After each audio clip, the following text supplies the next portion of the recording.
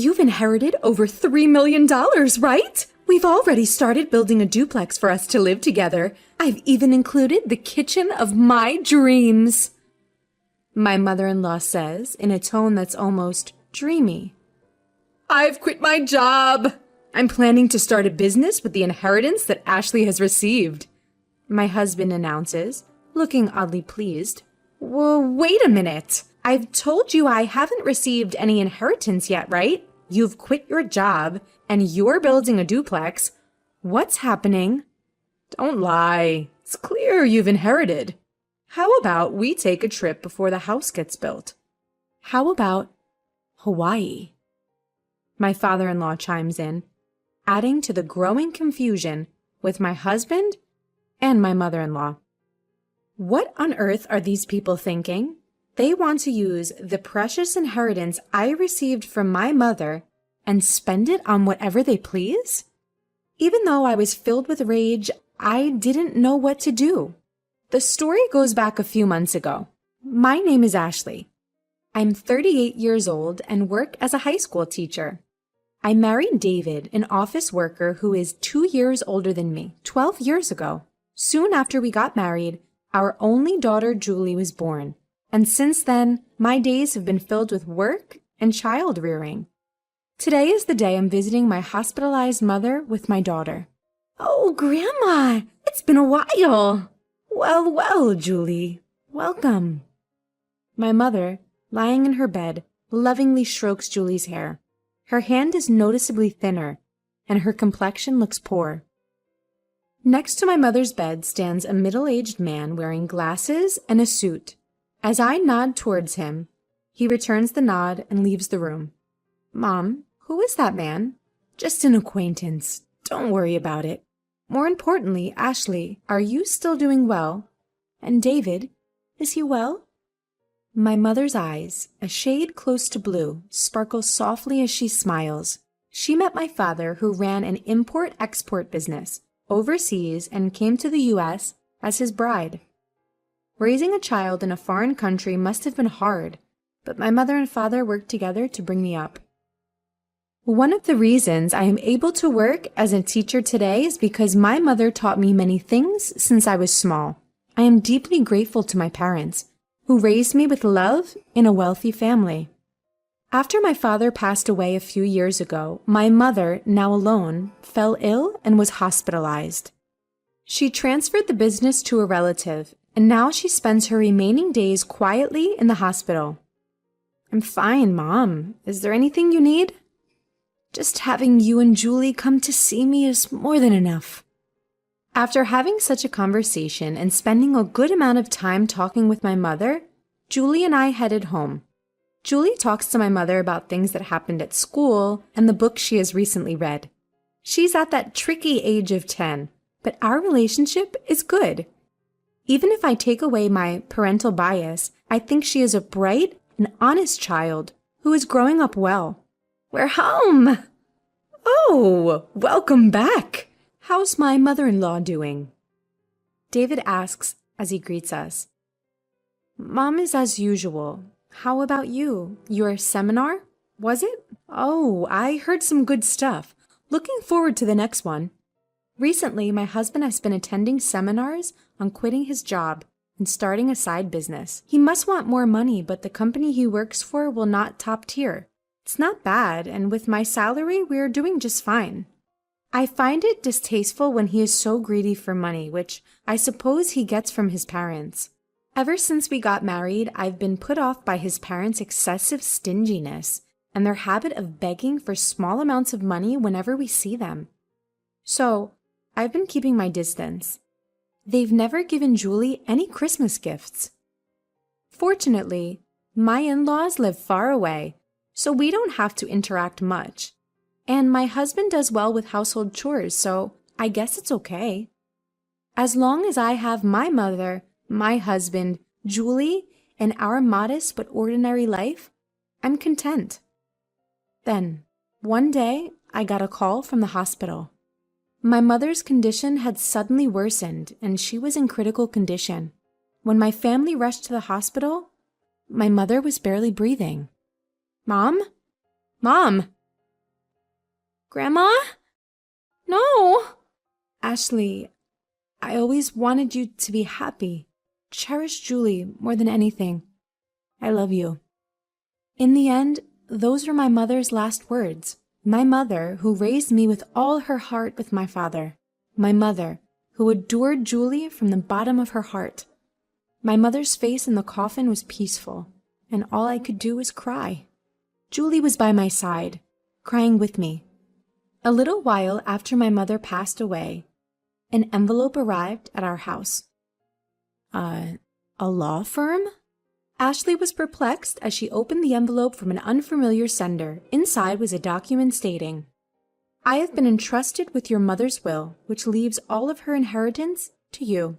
Ashley and her mother had never discussed the subject of inheritance before, so she was taken aback. However, since the letter had indeed arrived, she decided to visit the law firm on her own.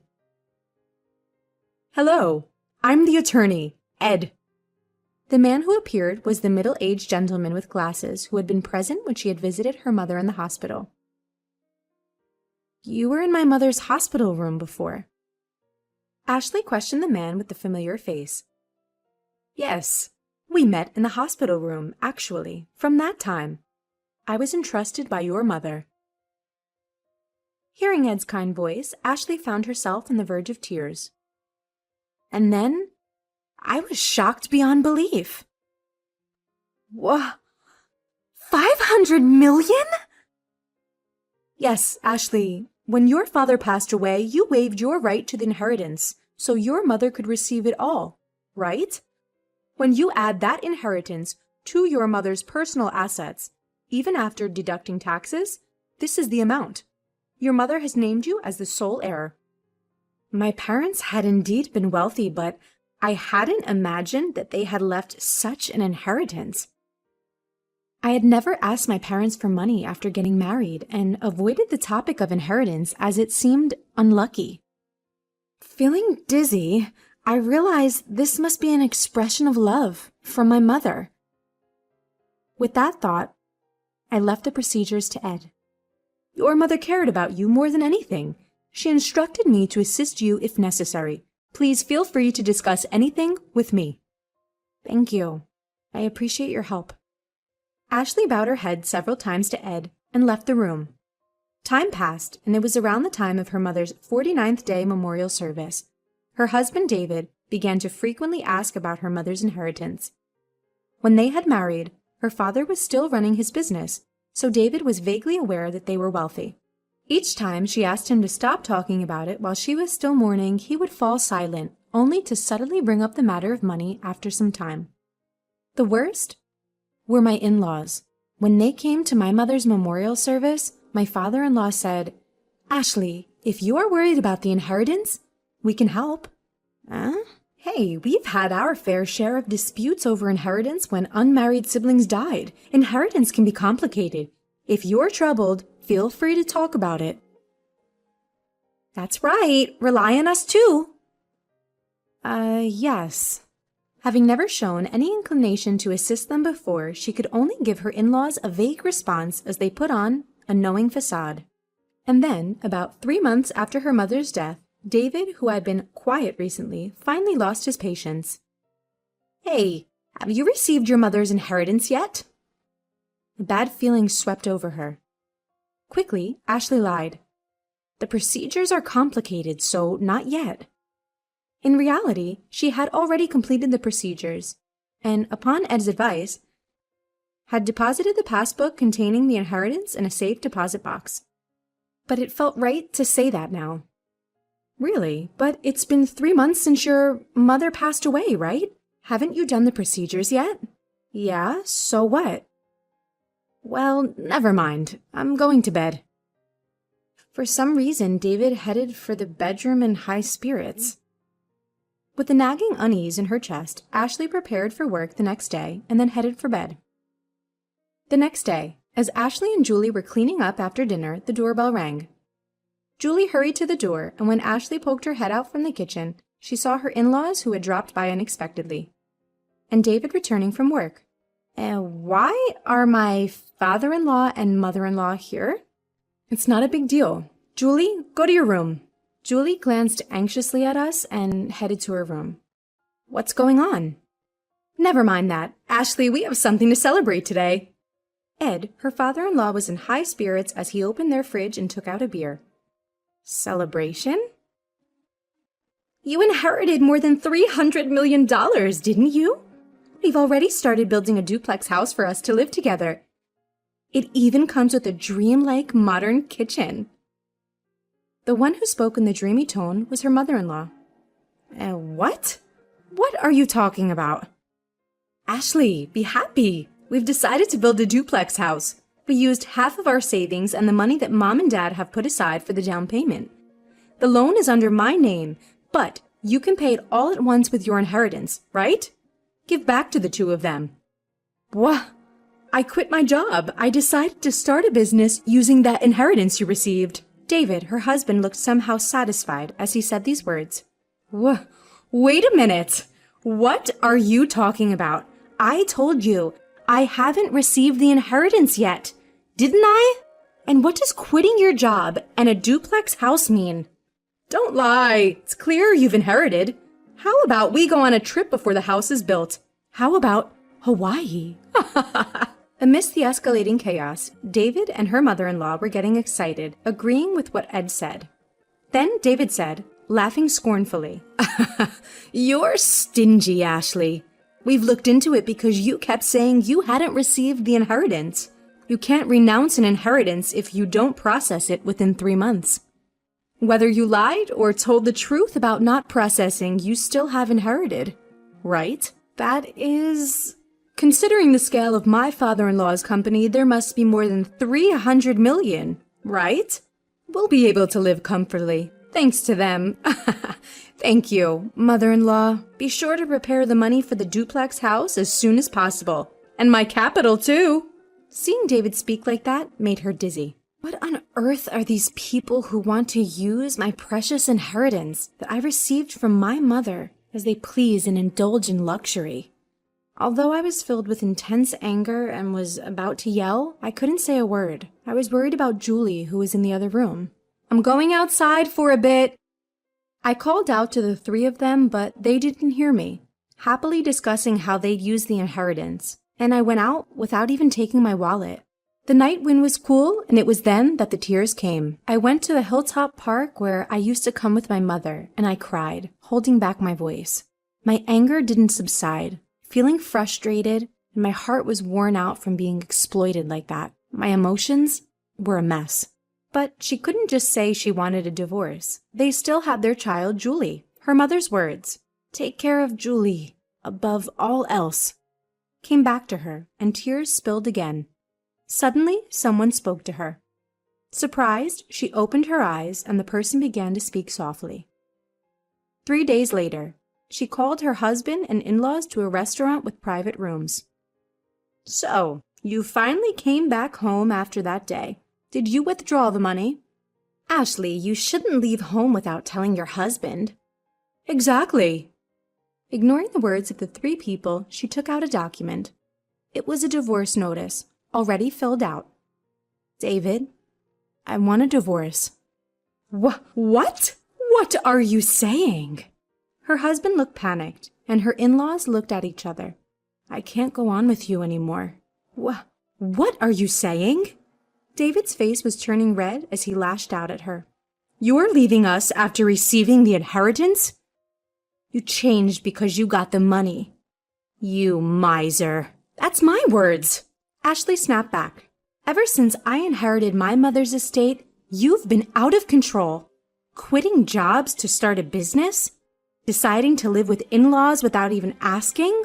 Taking out my savings to build a 2-family home? And then planning a trip to Hawaii?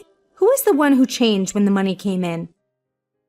I can't possibly stay with such people. Wait, you can't just divorce me like that. That's right. Our savings after marriage are shared property. Half of the inheritance belongs to David, no matter what. That's correct. If it comes to that, we will take 300 million with us. David and my in-laws were foaming at the mouth as they approached me. Just as I was about to respond, the door to the private room slid open. Dad, Grandpa and Grandma should know better. The inheritance Mom received doesn't become shared property. Right, Mr. Ed? There stood my daughter Julie and Attorney Ed. Julie? And who are you? I'm Attorney Ed. Ashley's mother had entrusted me with this matter, and I've been advising Ashley. As Ed bowed, Dave seemed flustered. That's all well and good, but wait. The inheritance doesn't become shared property?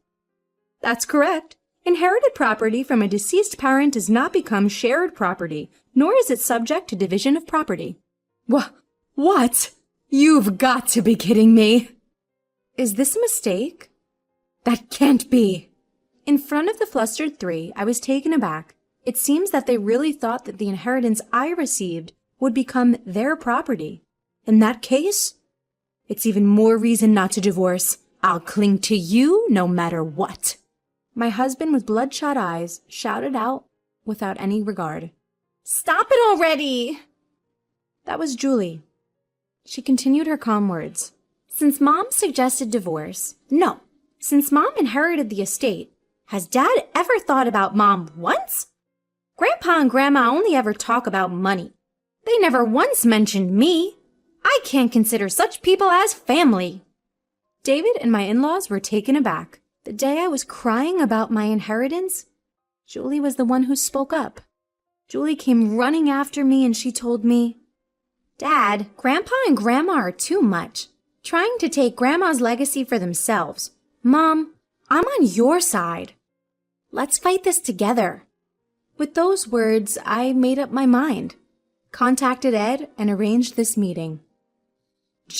Julie, it's not like that. Dad wants you to be happy. That's right, Julie dear. You'd be happier living with us, wouldn't you? That's right. A child shouldn't interfere. My desperate husband and still assertive in-laws. Julie, with an exasperated look on her face, said, I'm going with Mom. I can't bear to be with you anymore.